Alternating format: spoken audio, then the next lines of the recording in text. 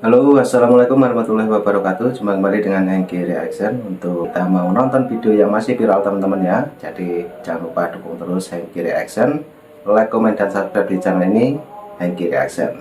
Untuk video yang kita tonton, kita siapkan dulu. Nanti kita dengarkan dan kita tonton untuk videonya bareng-bareng. Oke, dan ini ada yang lagi viral ya, yaitu tentang Pak Hasto yang menurunkan foto Bapak Joko Widodo di kantor PDIP Sumatera. Oke, bagaimana videonya? Mari kita tonton. Let's go, kita dengarkan. Ya, tidak ada arahan dari DPP PDI Perjuangan karena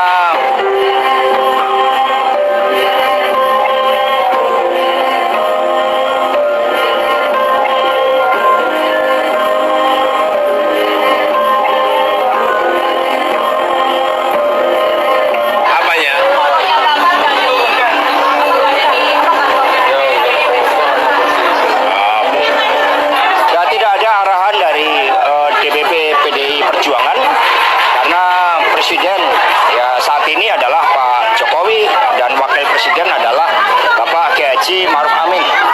Itu yang dihormati ya oleh PDI Perjuangan.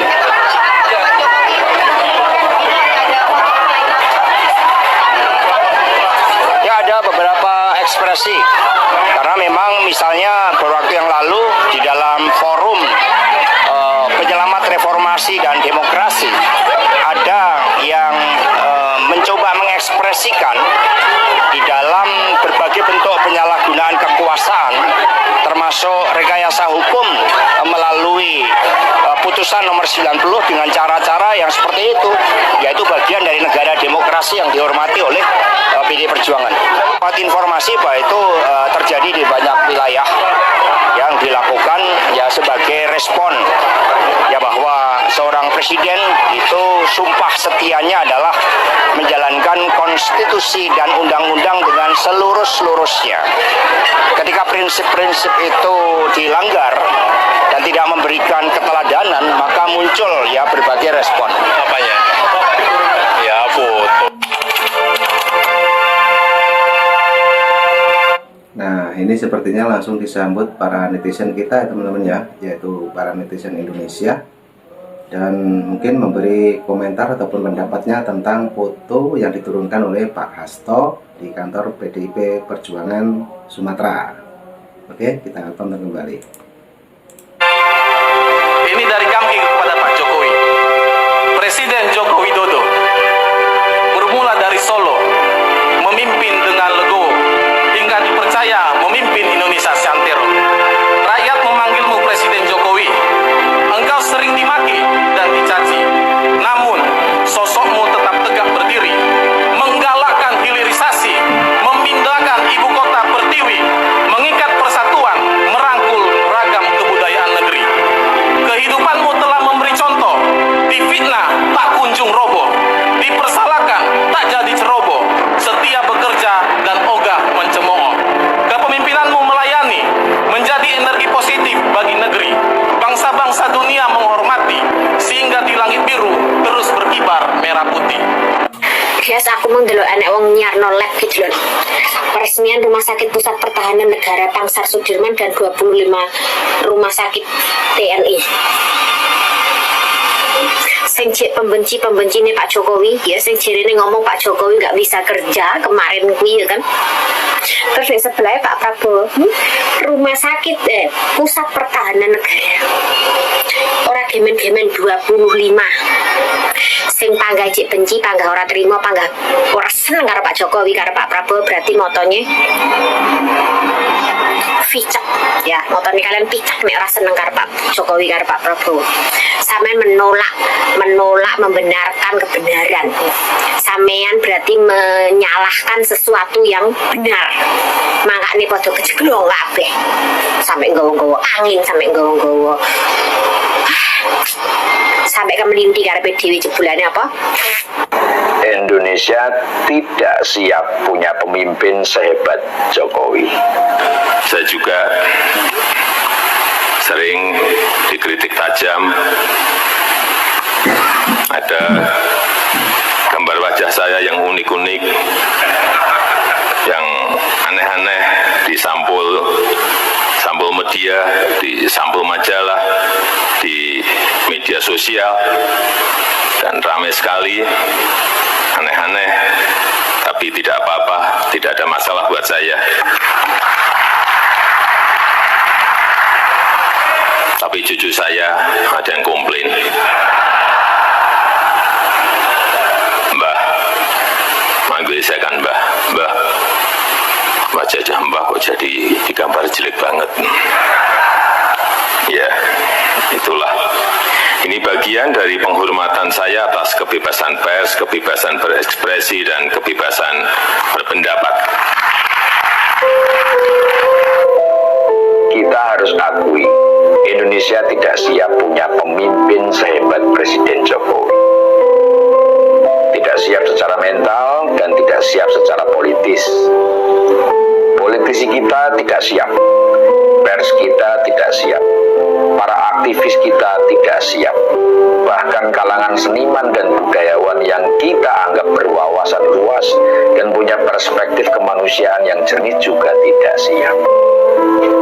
Politisi kaget dan melihat hadirnya figur Jokowi sebagai fenomena yang langka di dunia perpolitikan di Indonesia. Politik itu kotor, tapi kok ada politisi bersih yang bisa masuk gelanggang.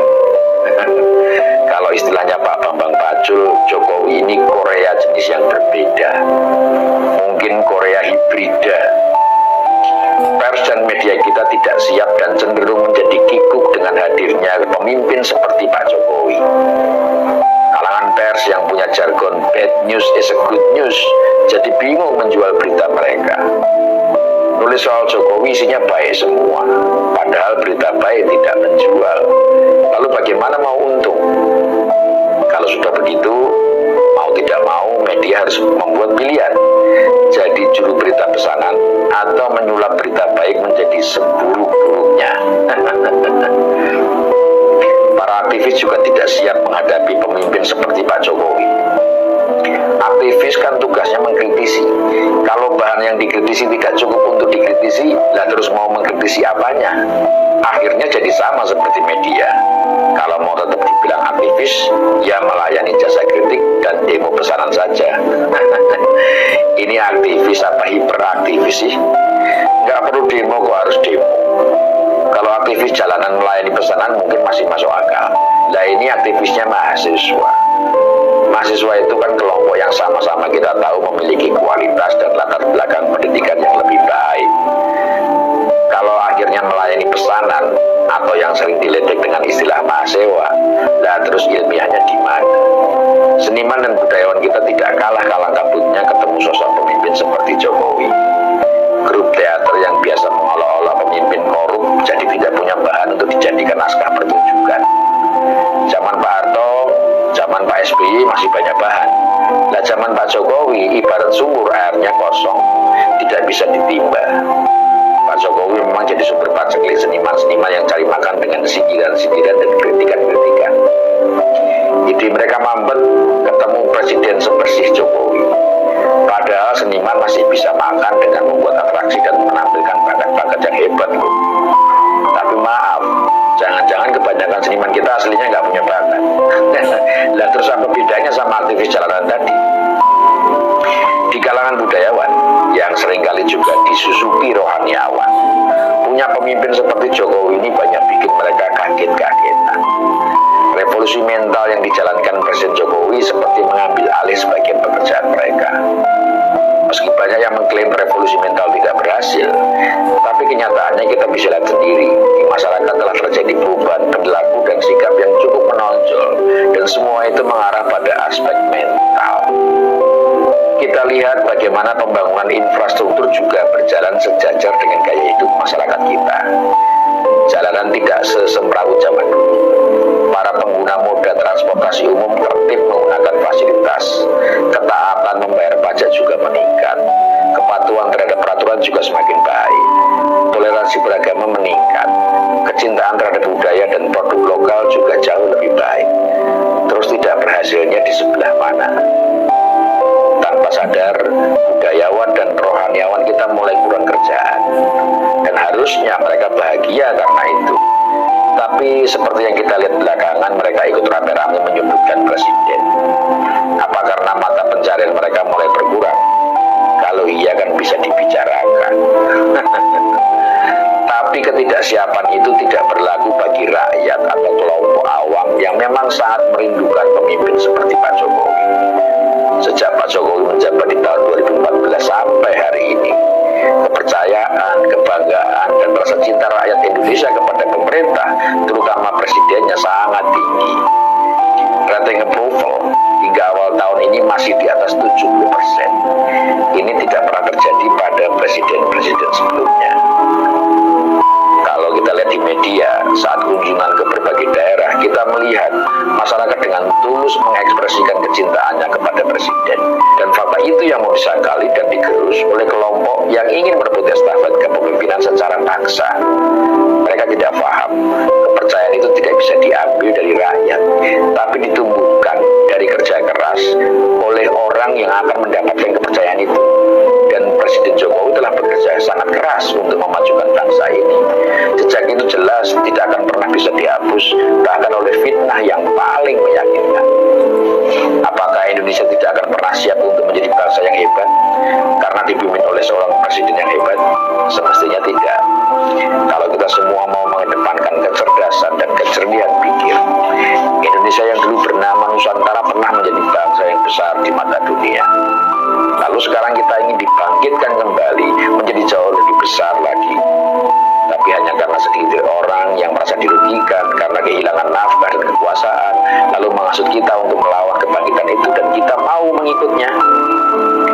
Hanya mereka yang tidak peduli pada kedaulatan bangsa dan negara, yang tidak ingin Indonesia menjadi hebat. Hanya mereka yang tidak bisa berbuat sesuka hati, yang tidak siap memiliki pemimpin yang hebat. Dan mereka itu sesungguhnya tidak banyak jumlahnya. Kalau rakyat berdaulat, maka mereka hanya bagaikan beberapa ekor lalat yang dengan mudah bisa disikat. Semoga bermanfaat. Nah, itu teman-teman, sudah habis videonya. Jadi itu saran dari netizen kita. Karena ulah dari Pak Hasto, jadi semua netizen berkomentar, dan salah satunya seperti tadi. Oke, nanti juga ada video lagi. Terima kasih semuanya yang sudah menonton, dan jangan lupa like, komen, dan subscribe di channel ini, Hengki Reaction. Oke, terima kasih semuanya. Assalamualaikum warahmatullahi wabarakatuh. Terima kasih, thank you, bye bye.